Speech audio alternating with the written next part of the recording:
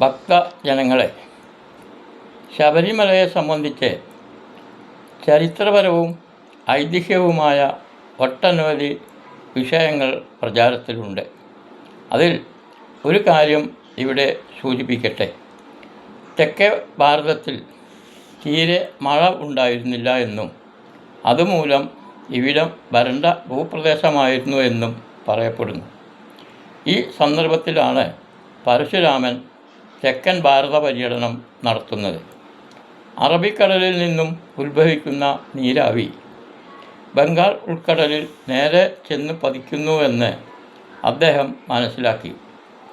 കാറ്റിൻ്റെ ഗതി അനുസരിച്ച് നീങ്ങിക്കൊണ്ടിരിക്കുന്ന കാർമേഘത്തെ തടഞ്ഞു നിർത്തിയാലല്ലാതെ ഇവിടെ മഴ പെയ്യാൻ സാധ്യതയില്ലെന്ന് മനസ്സിലാക്കിയ പരശുരാമൻ ശബരിമല ഉൾപ്പെടെയുള്ള 18 മലകളിലും വനം വെച്ചുപിടിപ്പിക്കാൻ തീരുമാനിച്ചു. വനത്തെ സംരക്ഷിക്കാനായി ശബരിമലയിൽ ശാസ്താവിനെയും പ്രതിഷ്ഠ നടത്തി പരശുരാമൻ തൻ്റെ പ്രയാണം തുടർന്നു. കാലങ്ങൾക്കു ശേഷം ഈ നിബിഡ വനമായി മാറുകയും തെക്കൻ ഭാരതത്തിലും ഇഷ്ടം പോലെ മഴവർഷവും തുടങ്ങി.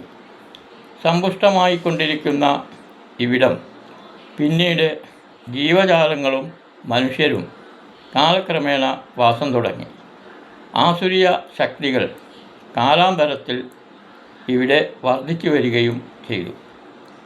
സ്ത്രീ പ്രസവിച്ചുണ്ടായതോ മുട്ട വിരിഞ്ഞുണ്ടായതോ ആയിട്ടുള്ള ആർക്കും തന്നെ കൊല്ലാൻ സാധ്യമല്ലെന്ന് ബ്രഹ്മാവിൽ നിന്നും വരം ലഭിച്ച ഒരസുരൻ ഈ വനങ്ങളിൽ വാസം ഉറപ്പിച്ചു. തന്നിഷ്ടത്തോടെ അവൻ ഭൂമിയിൽ എല്ലാവരെയും ഭയപ്പെടുത്തിക്കൊണ്ട് വാസം തുടങ്ങി. സർവ്വലോകങ്ങളും ദേവന്മാരും ഈ അസുരനെ ഭയപ്പെട്ട് ഈ അസുരനെ വധിപ്പാനായി ഹരിയും ഹരനും കൂടി മായാരൂപത്തിൽ ശാരീരിക ബന്ധം പുലർത്തുകയും അതിൽ ഒരു കുഞ്ഞ് പിറവിയെടുക്കുകയും ചെയ്യുന്നു. ഹരി ഒരു മായാസ്ത്രീ രൂപമാണ് ധരിച്ചിരുന്നത്. ഈ സ്ത്രീ രൂപത്തിൽ കുഞ്ഞ് പിറവിയെടുത്ത് തുട പിളർന്നാണ്. ആയതുകൊണ്ട് പ്രസവിച്ചല്ലാതെ പിറന്നതാണ്. ഈ കുഞ്ഞിനെ അയ്യപ്പൻ എന്ന് ഹരൻ നാമകരണവും ചെയ്തു.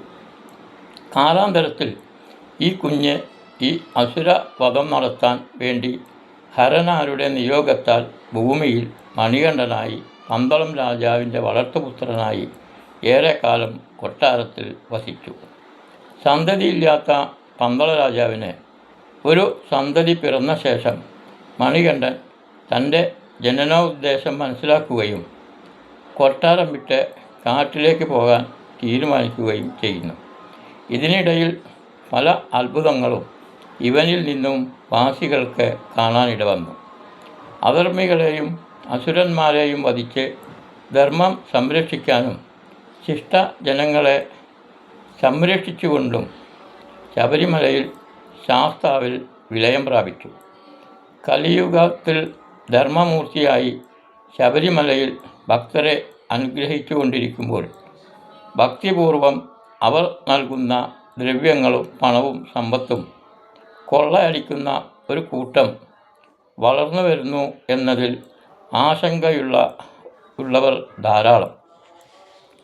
പരശുരാമനാൽ പവിത്രമായ ശബരിമലയും സമീപ മലകളും കൊള്ള സങ്കേതമായി മാറിയാൽ കാലം മാപ്പ് നൽകില്ലെന്ന് നമുക്ക് പ്രതീക്ഷിക്കാം.